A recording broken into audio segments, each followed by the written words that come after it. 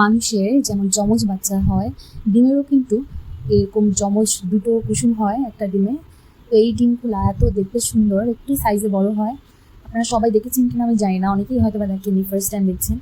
তো এই ডিমগুলো পার্সোনালি আমি খুব পছন্দ করি খেতে। একটা ডিমের মধ্যে 2টা করে কুসুম হয়। ছোটোবেলায় আমার আব্বু এনে খাওয়াতো, আমার খুব পছন্দ এই ডিমগুলো। তো অনেক দিন খাওয়া হয়নি, তো আমি খুঁজে খুঁজে আবার এগুলোকে পেয়েছি একটা জায়গার থেকে। তো এগুলো আবার অনেকগুলো কিনে এনেছি। আমি যেহেতু আজকে সারাদিন রোজা ছিলাম, তো ভাবলাম যে ডিম ভাজা করে নেই। একটু যেহেতু কন্ট্রোলও করছি, এই কারণে এরকম 2টো ডিমের থেকে 4টা কুসুম বেরোয়েছে।